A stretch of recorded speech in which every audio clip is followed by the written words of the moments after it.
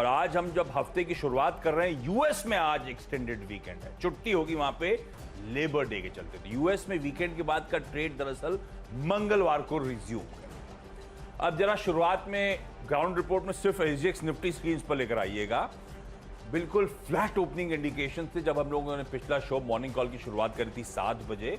अब धीरे धीरे एसजीएक्स निफ्टी मोमेंटम पकड़ता हुआ नजर आएगा, मजबूती के साथ कामकाज होता हुआ। और इस समय जो टिक्स आ रहे हैं, डॉक्टर साहब एसजीएक्स निफ्टी दिखाइए यार। डॉक्टर साहब थोड़ा सा गुस्सा रहते हैं, बोले फ्लो में चलते नहीं हो तो तुम लोग मामला गड़बड़ा जाता है। ये देखिए 1/4% का उछाल, 40-50 पॉइंट की मजबूती और जहां खुलने की इंडिकेशन दे रहा है। एक और रिकॉर्ड उच्चतम स्तरों की हम लोग तैयारी कर रहे हैं। यूएस में क्यूज मिले जुले थे। यूएस मार्केट फ्राइडे के दिखाइएगा, डाउ दबाव में था, एसएनपी में मजबूती का, नैस्डैक में मजबूती के साथ कामकाज हुआ, पर मिले जुले क्यूज और आज सुबह डाउ फ्यूचर्स में दबाव, लेकिन इसीलिए एशिया मिला जुला है। लेकिन हमारा एसजीएक्स निफ्टी दिखा रहा है पिछले हफ्ते का मोमेंटम, वो फ्लोज होपफुली कंटिन्यू होंगे, एटलीस्ट शुरुआती टिक से इंडिकेट कर रहे हैं। ऐसे में पिच दरअसल समझ ली जाए, कहीं भ्रम तो नहीं है, ये सब ठीक है ना? एकदम बढ़िया है, कोई चिंता की बात है नहीं। पिच विच बहुत शानदार है। मुझे तो लगता है कि अब आप अगर 17,400 आज दिख रहा था एसजीएक्स निफ्टी में। हाँ 17,400 के ऊपर जा रहा है। 7 की जगह 8 लगा लो आप। 7 की जगह 8 लगा, 17 की जगह 18 कर दो। बहुत शानदार पिच है। क्या याद कर रहे हो, ऐसा क्या हुआ? ऐसा मुझे लगता है कि पिच बहुत बढ़िया है और आप 6 फोर्स मार पाएंगे, लेकिन 22 सितंबर से पहले। एनीवे खैर 22 सितंबर ऐसे क्यूज छोड़ के क्यों चले जाते हो? 22 सब एक ही दिन में क्यों बताऊं मैं? सब एक ही दिन में क्यों बताऊं? कोई फेड वेट की बैठक आ रही है क्या? अच्छा देखो यूएस मार्केट के जो लोग देख के ट्रैक कर रहे थे वो बिल्कुल फ्लैट बंद हुआ लॉन्ग वीकेंड के चक्कर में। जॉब डेटा जो देख रहे हैं आप निराशाजनक था, ये कई बार निराशाजनक आ चुका है, बल्कि वो और पॉजिटिव हो जाता है। इतना निराशाजनक इकोनॉमी रिकवर नहीं कर रही है तो फेड के फैसले पे इसका असर दिखेगा। एक इंटरप्रिटेशन ये है, इसलिए कह रहा हूँ कि उस नंबर को देख के आप यहाँ व्यू मत बनाइए। यहाँ व्यू ये बनाइए कि एफआईआई डीआई दोनों खरीद रहे हैं, लगातार कंटिन्यूस तेज़ी बनी हुई है और जो इंडिया के इकोनॉमिक नंबर्स हैं, ब्रॉडर नंबर्स हैं, वो बहुत मजबूत हैं। $18 बिलियन की एफडीआई लास्ट क्वार्टर में आई है, वो अभी आपकी जीडीपी में थोड़ी कैप्चर है।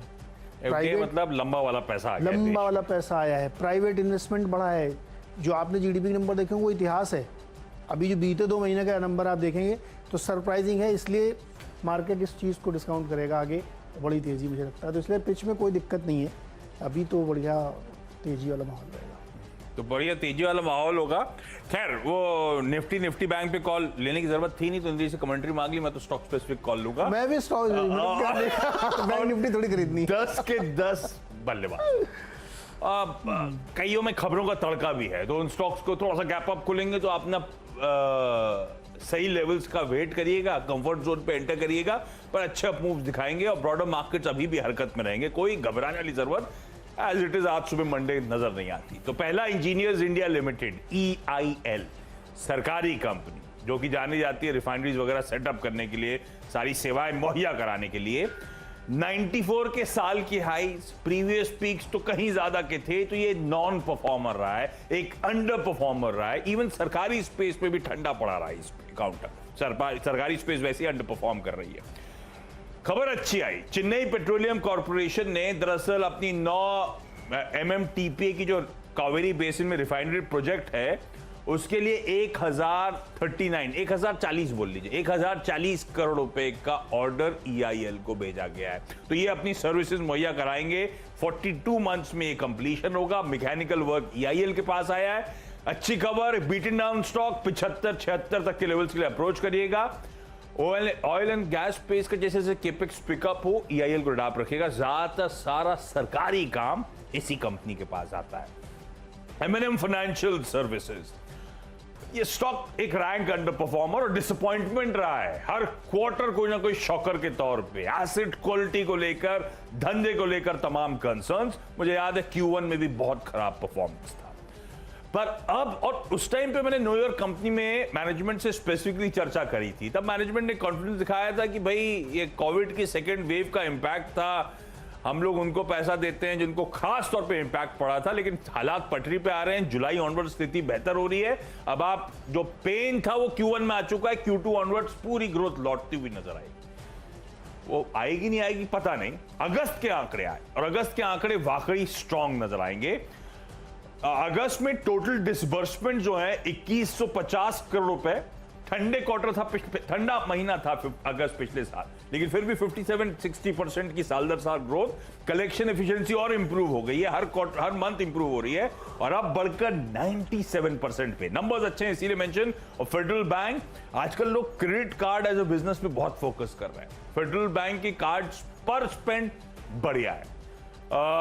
फेडरल बैंक ने एक और टाई अप कर रहा है वीजा के साथ, नए क्रेडिट कार्ड उसके पार्टनरशिप पे लॉन्च करते हुए नजर आएंगे। बैंक्स और बैंक्स में खासतौर पर मिड कैप से कुछ हद तक रैली होपफुली पर्कुलेट करनी चाहिए लार्ज कैप्स के आउट परफॉर्मेंस के बाद, और मिड कैप्स में सबसे बेहतर शायद ज्यादातर लोगों को ये नजर आएगा 85 तक के टारगेट्स। हाँ, बाइंग पे ही फोकस। और खबरों वाले शेयर हेल्थ केयर ग्लोबल, इसमें क्या हुआ कि एक डील हुई है। इन्होंने अपनी एक कंपनी में जो हिस्सेदारी थी स्ट्रैंड लाइफ में 35% से ज़्यादा 38% करीब थी, उसमें 157 करोड़ रुपए में उसको उन्होंने बेच दिया। उसमें से 76 करोड़ रुपए खर्च करके इन्होंने जो है एक ऑन्कोलॉजी लैब है उसको एक्वायर भी कर लिया। तो इस मतलब पूरी डील में उनको जो है 83 करोड़ का नेट कैश मिला। तो अपना हिस्सा बेचा, एक नई लैब खरीदी और 83 करोड़ इनके उसमें आ गए। तो ये पूरी डील जो है कैश पॉजिटिव रही। तो मुझे लगता है इस पर थोड़ा ध्यान रखना चाहिए, तेज़ी बन सकती है। अगला स्टॉक डॉक्टर रेड्डीज़ है। इन्होंने भी एक डील की।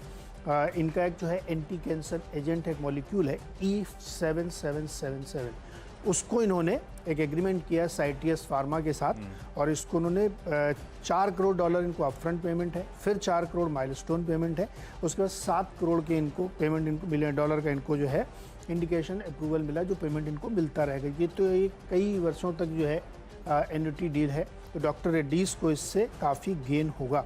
तो मुझे लगता है कि इस बाजार पे खरीदना चाहिए। और तीसरी एक और हेल्थ कंपनी है बजाज हेल्थ। इन्होंने एक आपने नाम सुना होगा 2-डिऑक्सी डी ग्लूकोज करके जो दवा, कोविड की दवा ठीक करने वाली है, वो उसको DRDO ने जो बनाया था, तो इनको भी अप्रूवल मिला, बनाएंगे।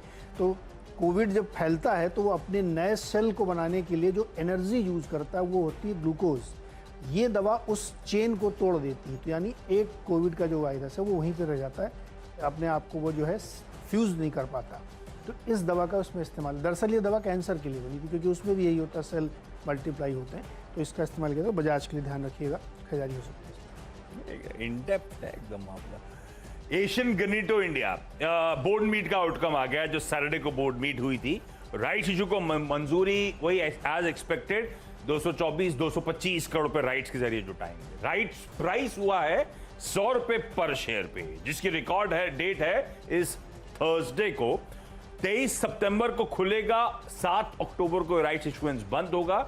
हर 29 शेयर्स जो मौजूदा आपके पास हैं उसके लिए 19 शेयर्स का एंटाइटलमेंट होगा उस राइट्स इशुएंस पर।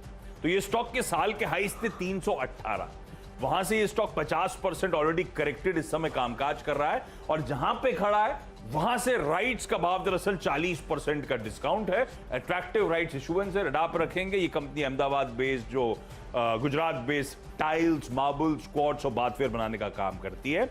NRB बियरिंग्स अगला स्टॉक, और यहाँ पे रेटिंग्स का अपग्रेड, ऑटो स्पेस के लिए काफी सरकार के ट्रस्ट की पूरे वीकेंड में खबरें आ रही थी। खैर इसको लेने की वजह तो सिर्फ रेटिंग अपग्रेड था। क्रिसिल की तरफ से जो रेटिंग्स का अपग्रेड आया, मेरे को लगता है 142 तक के लेवल्स के अप्रोच करें, शायद 155-160 इस स्टॉक के साल के हाईज थे। तो ऑफ हाईज ट्रेड कर रहा है, इसमें भी खरीदारी करने का। अगला स्टॉक है गोकुलदास एक्सपोर्ट्स, और इनको इसलिए लिया है क्योंकि इनकी कर्नाटक के सत्यमंगला इंडस्ट्रियल एरिया में जो एक बड़ा प्लांट था, नया प्लांट है, वो कमर्शियली जो है वो काम करना शुरू कर चुका है, ऑपरेशनल हो गया। तमाम इनको जो क्लियरेंसेस वो मिल गए। इससे क्या फ़र्क पड़ेगा, इनकी जो टोटल कैपेसिटी है उसमें करीब 5% का इजाफा होगा। डिमांड ज़बरदस्त, आपने देखा ही होगा कि टेक्सटाइल कंपनियों की बहुत अच्छी डिमांड है, तो उसकी वजह से इनको ये और फ़ायदा देता हुआ दिखेगा। 5वां स्टॉक है दीपक नाइट्राइट, 2346 पे ट्रेड कर रहा, लाइफ हाइज बनाया है इसने।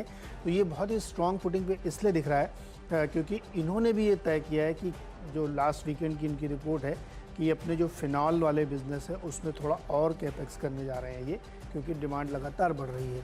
तो मुझे लगता है कि स्टॉक को ध्यान में रखना चाहिए।